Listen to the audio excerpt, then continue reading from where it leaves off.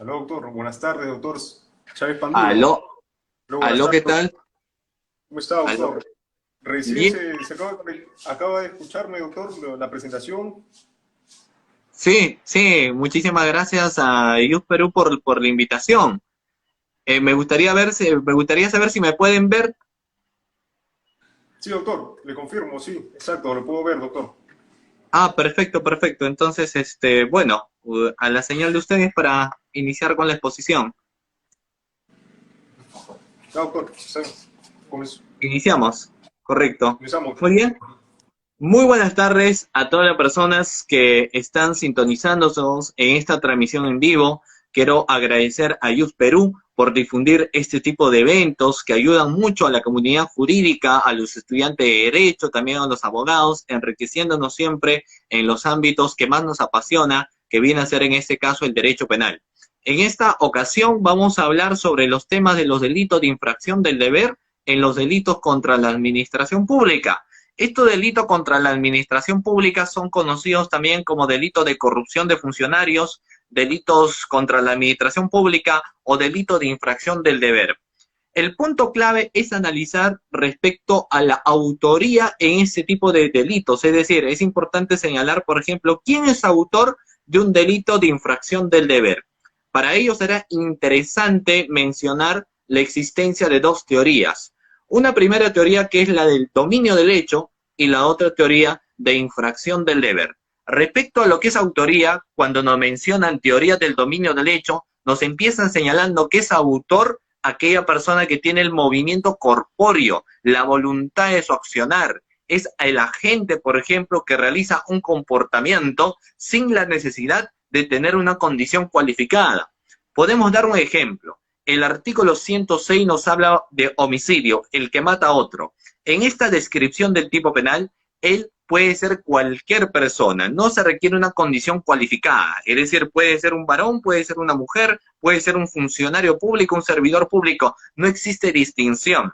Y dentro de esos niveles de autoría, vamos a hablar de un autor material que viene a ser la persona que ejecuta una acción contrario a norma, un comportamiento contrario a ley, pero podemos tener al autor mediato, al autor intelectual, que es el hombre de atrás, quien finalmente es la persona que idea, planifica, por ejemplo, la comisión de un hecho delictivo. Y podemos tener comportamientos también en conjunto. Por ejemplo, a veces existen bandas u organizaciones que van a asaltar un banco, entonces cada uno de esos componentes tienen funciones.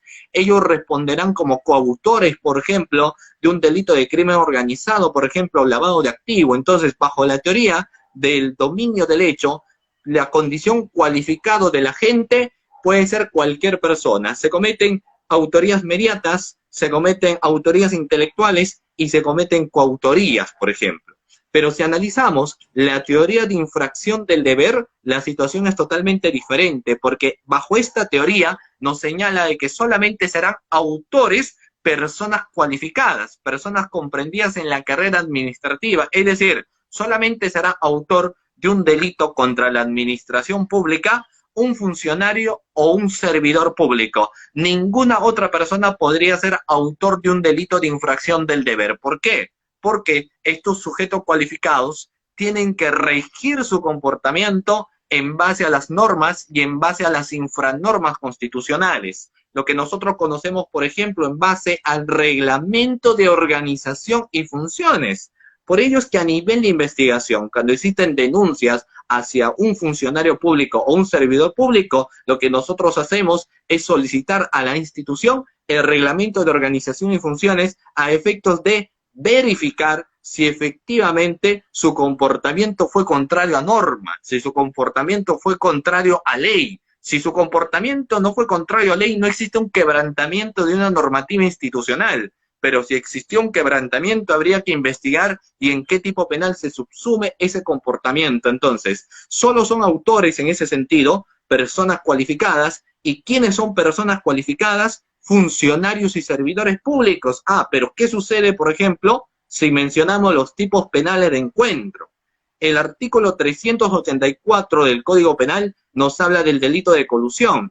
el artículo 399, aprovechamiento indebido del cargo, o conocido también como negociación incompatible. Sobre el primero, delito de colusión, es un tipo penal de encuentro. Entonces, vamos a tener la participación, al ser un tipo penal de encuentro, de extraneos y de intraneos. Los intraneos son las personas cualificadas, es decir, funcionarios y servidores públicos, pero los extraneos son aquellas personas que no tienen vinculación con el aparato estatal, son externos a la actividad de la actividad del Estado. Sin embargo, tiene que haber participación de ambos, porque el verbo rector en un delito de colusión viene a ser la concertación. No existe un comportamiento unilateral. Entonces, como existe concertación, que viene a ser el acuerdo, este acuerdo se tiene que dar entre personas cualificadas, es decir, entre funcionarios y servidores públicos y extraneos. Entonces, sobre ello, la teoría de infracción del deber menciona lo siguiente, de que estos extraneos no tienen roles primarios, no cometen delitos a título de autores, sino que tienen participaciones secundarias, que por ejemplo pueden ser cómplices o pueden ser instigadores, y responderán en ese caso en particular, por ejemplo, del delito de colusión, solamente como cómplices, jamás serán autores. Entonces, hay parte de la posición de la doctrina que señala que siempre en todos los delitos puede existir complicidad.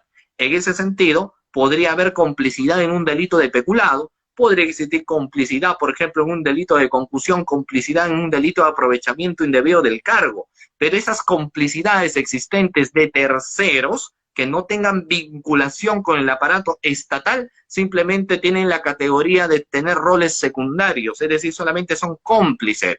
Sin embargo, ahí nace, por ejemplo, un tema interesante.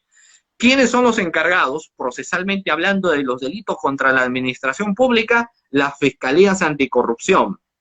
Y las fiscalías anticorrupción son competentes para investigar los delitos comprendidos entre el artículo 382 al 401. Reitero, son competentes para investigar los delitos del artículo 382 al 401. 382 nos habla tipo penal de concusión y termina con el artículo 401 que nos habla de enriquecimiento ilícito del cargo. Ahí ingresa el primer ejemplo de la tarde. Estamos en una situación de emergencia a nivel mundial y, por ejemplo, en el caso peruano, los domingos no podemos salir, tenemos que guardar la cuarentena respectiva. Pero ¿qué pasa si un ciudadano peruano en un día domingo decide salir del aislamiento donde se encuentra?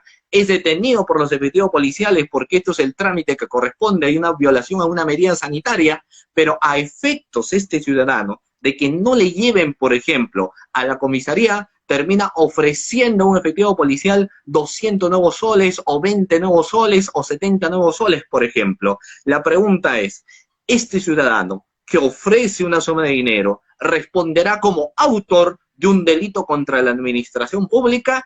Entonces, ahí, por ejemplo, nuestro derecho penal hace una clasificación. Delitos cometidos por particulares y delitos cometidos por funcionarios y servidores públicos. Pero ahí ingresa el dilema, porque en los tiempos o en los casos o delitos de investigación de las fiscalías anticorrupción, ellos investigan 3 tipos penales que son cometidos por particulares. Es decir, las fiscalías anticorrupción, bajo el tema de la teoría de infracción del deber, solo deberían investigar como autores a funcionarios y servidores públicos.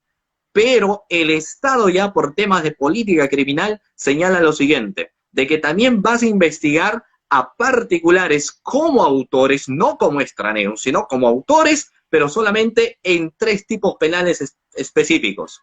En un primero momento era el tipo penal de cohecho activo genérico.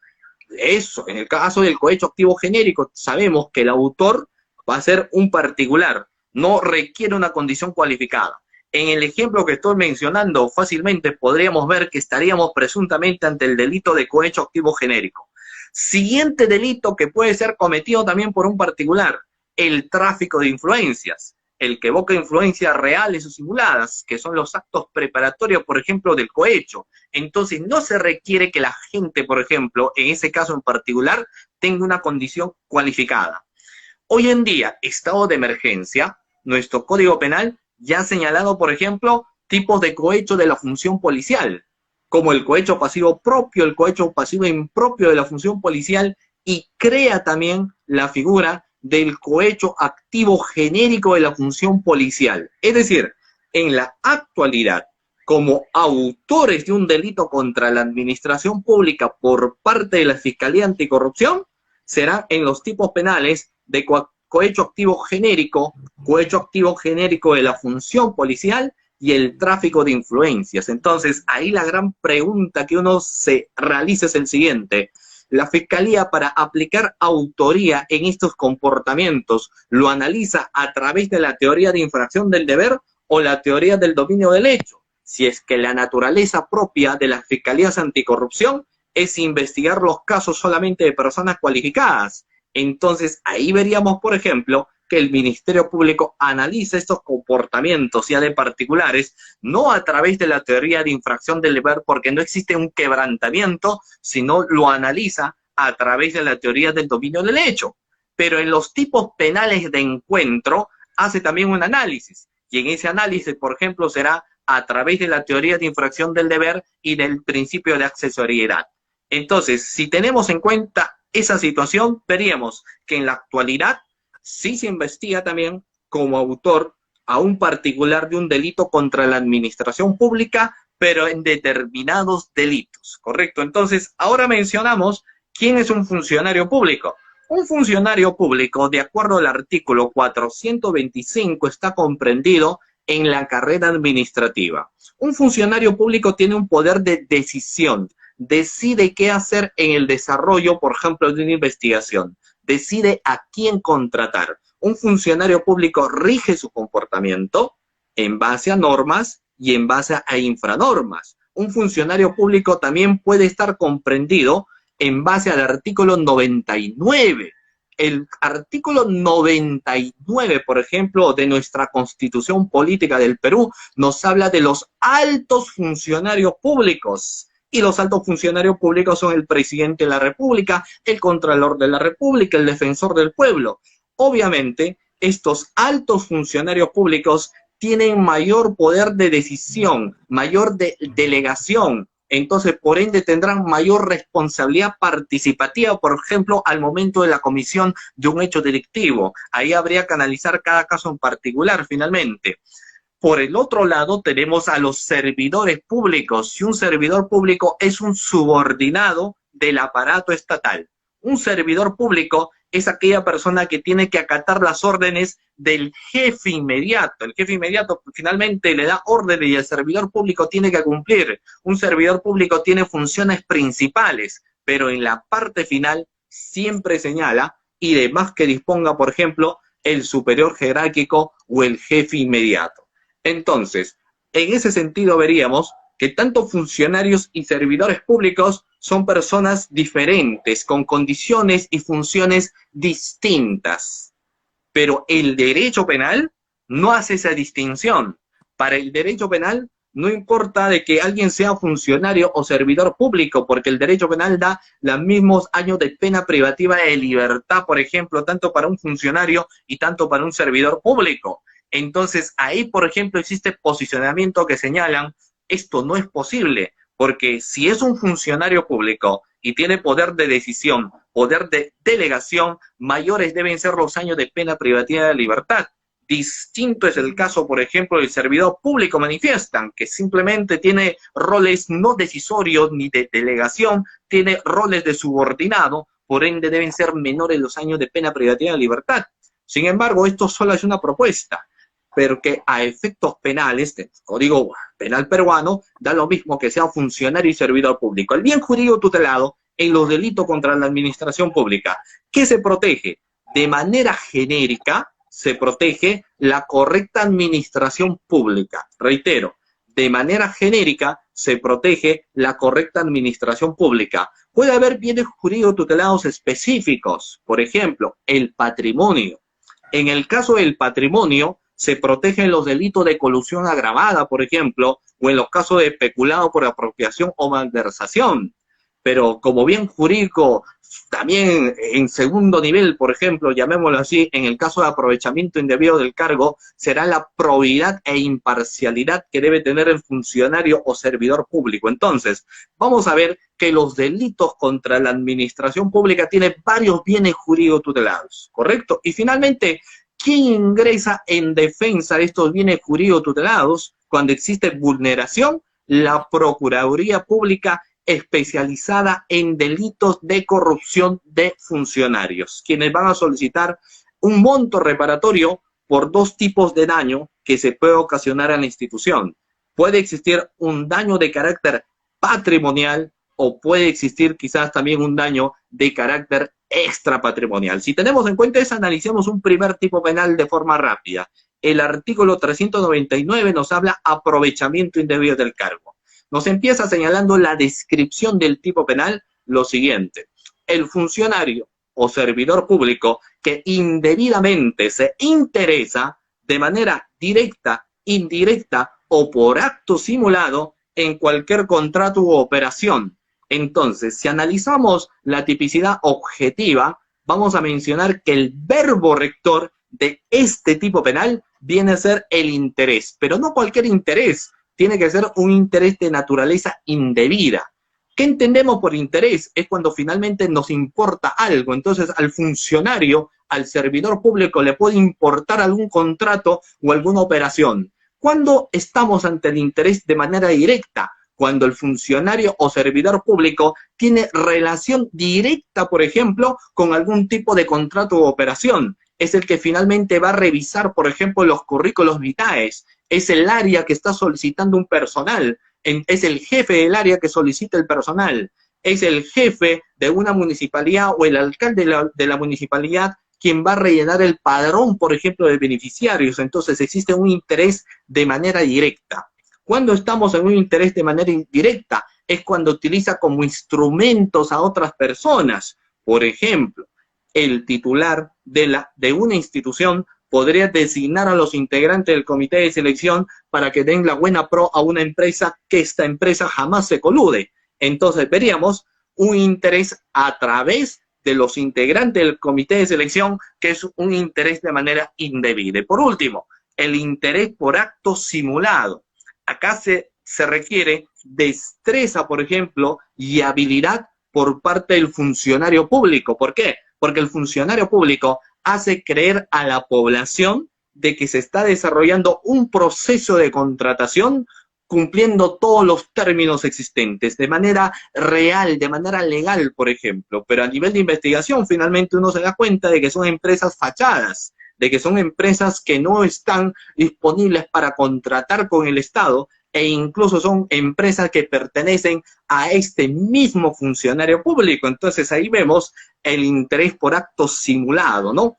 Ahora, en la tipicidad subjetiva, ¿qué se requiere por parte del agente, de esta persona que tiene la condición cualificada, por ejemplo? En ese caso en particular vamos a ver que son comportamientos netamente dolosos, son comportamientos intencionales. No podría alegarse un interés indebido por culpa, sino que existe voluntad, por ejemplo, por parte del funcionario público de interesarse en algún contrato o interesarse, por ejemplo, en algún tipo de operación, ¿correcto? Entonces, eso es un tipo penal, por ejemplo, muy frecuente en los estados de emergencia en la cual nosotros nos encontramos. Finalmente, el último tipo penal, colusión. La colusión es el acuerdo de voluntades y podemos verlo de dos formas, la colusión simple y la colusión agravada.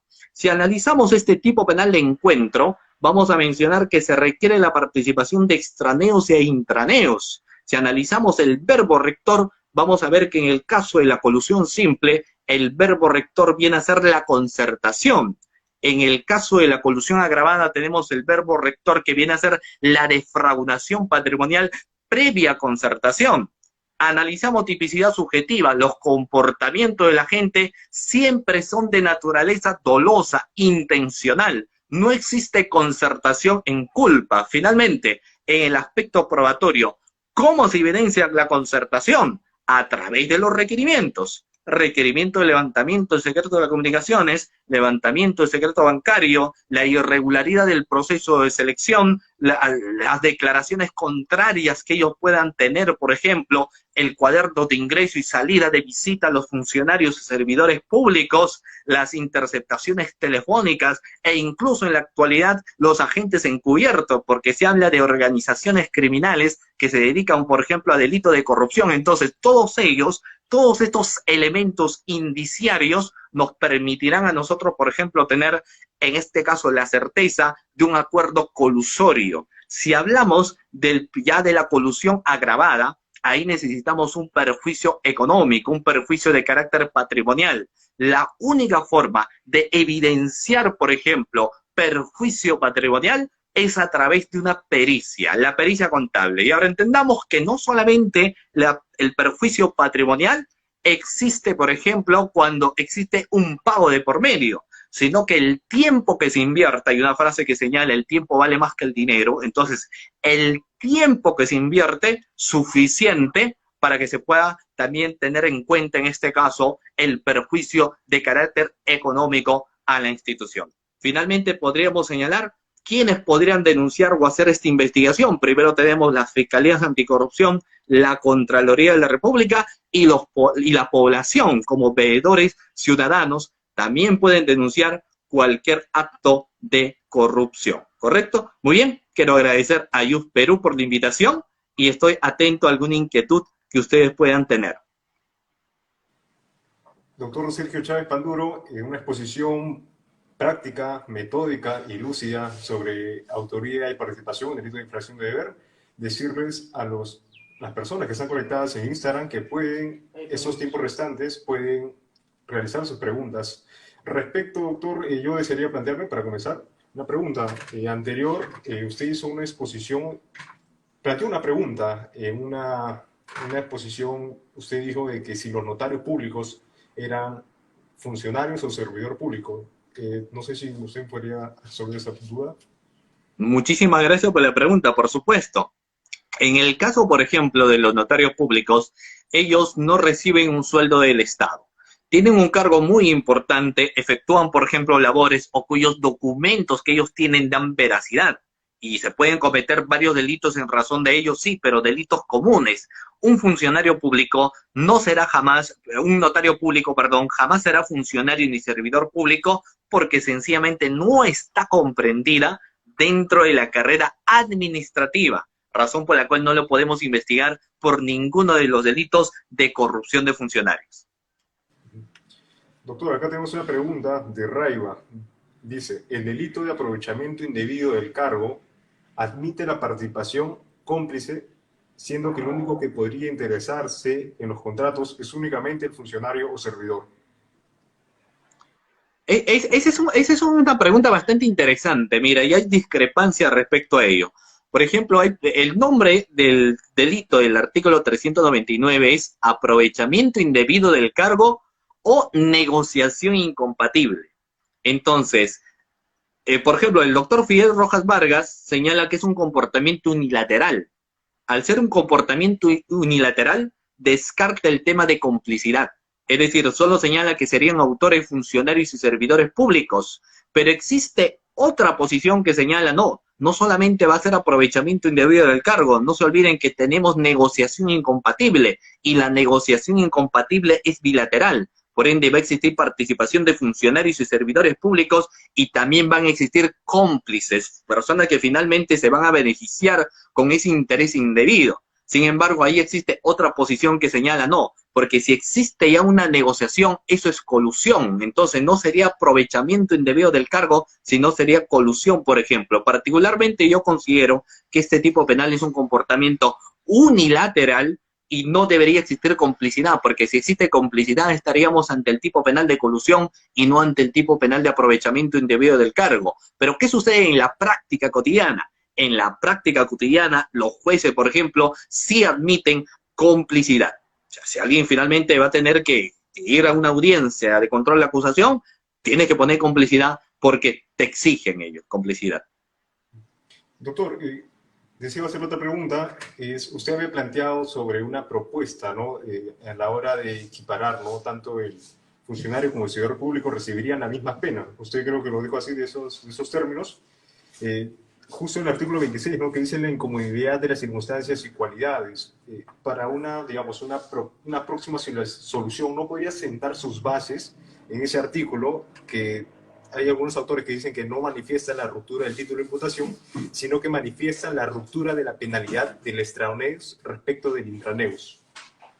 Sí, sí, seguramente que sí, ¿no? Lo que pasa es que eso muchas veces a través de un principio de legalidad se va dejando de lado. O sea, finalmente en los casos prácticos existen requerimientos de acusación donde es la misma pena, por ejemplo, en un proceso de licitación para un extraneos y un intraneos. Entonces, finalmente, cuando la defensa sostiene, por ejemplo, artículos que existe la ruptura de penalidad, dicen, pero ¿cuál es el base del principio de legalidad? Finalmente uno aplica, por ejemplo, lo que se encuentra en el código. Entonces ahí va generándose, por ejemplo, un problemita, ¿no? Porque lo mismo sucede, por ejemplo, en los casos de prisión preventiva. Prisión preventiva tenemos el acuerdo plenario 1/2019. Nos menciona ahorita los estándares de sospecha y más presupuesto, pero el Código Penal solo menciona 3 presupuestos materiales. Entonces, bajo principio de legalidad, uno puede aplicar y se puede amparar. Por eso es que en muchas situaciones lo que se busca es de que si existen algunas posiciones, como en el caso de la pena o el caso de los presupuestos materiales, deberían estar establecidos por principio de legalidad dentro del código.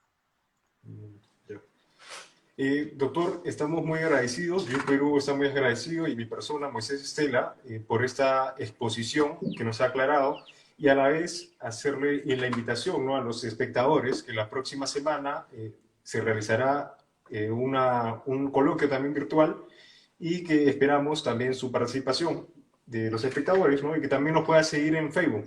Doctor Sergio Chávez Panduro, muy agradecido.